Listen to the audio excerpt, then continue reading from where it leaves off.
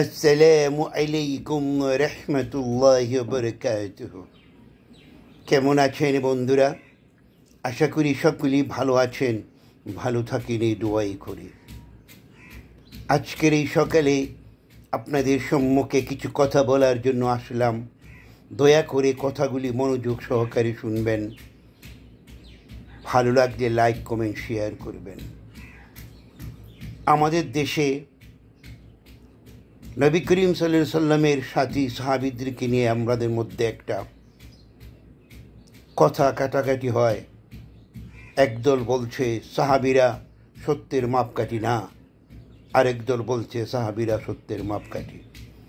আসুন এখন আমরা আলোচনা করি কোনটা সঠিক। সাহাবীরা এমন মানুষ যারা নবী করিম সাল্লাল্লাহু আলাইহি সাল্লামের সম্মুখে বসে আল্লাহর ওহী শ্রবণ করেছেন, মুখস্থ করেছেন, ওনারাই কোরআন লিখেছেন, ওনারাই কোরআন ছাপিয়েছেন।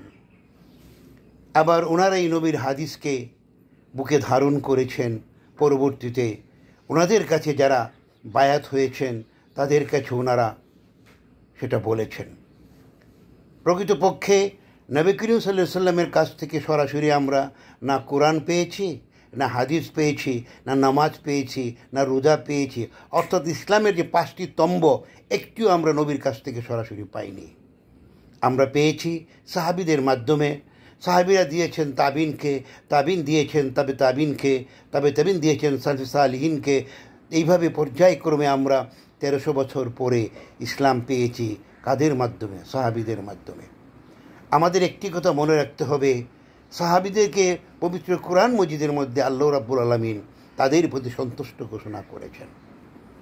হ্যাঁ, অনেকে হয়তো বলতে পারবেন সাহাবীদের মধ্যে তো অনেকেই মুনাফিক ছিল। যারা মুনাফিক হয়ে গেছে তাদের কথা আলাদা, যারা মুরতাদ হয়ে গেছে তাদের কথা আলাদা, কিন্তু যারা মনে প্রাণে আল্লাহকে ভয় করে রাসূলকে মহব্বত করেছে তাদের দরজা তো অনেক উপরে। তাই আমি বলবো সাহাবীরা শুধু সত্যের মাপকাঠি না, সাহাবীরা হলেন সত্যর মাপকাঠি প্রতিষ্ঠাতাকারী।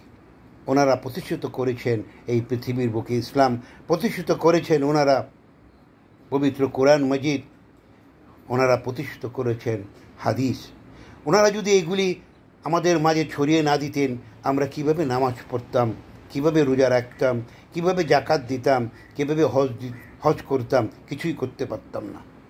অতএব এগুলি পর্যালোচনা করলে বোঝা যায় সাহাবীরা এই সত্যের মাপকাঠি, কারণ ওনার এই সত্যটাকে প্রকাশ করেছেন। হ্যাঁ, পবিত্র কোরআন মজিদে বলা হয়েছে যে তোমরা আল্লাহ এবং আল্লাহ রাসূলের অনুগত্য করো, কিন্তু নবীজি কি বলেছেন? নবীজি বলেছেন তোমরা আমার অথবা আমার সাহাবীকে অনুকরণ করলেই তোমরা সঠিক দিন পেয়ে যাবে। তাহলে কি সাহাবীরা সত্যের মাপকাঠি আওতায় পড়ে না? আশা করি আমরা সবাই সাহাবীদেরকে সম্মান দিয়ে কথা বলবো। তাদেরকে আল্লাহ রাব্বুল আলামিন অনেক উপরে স্থান দিয়েছেন।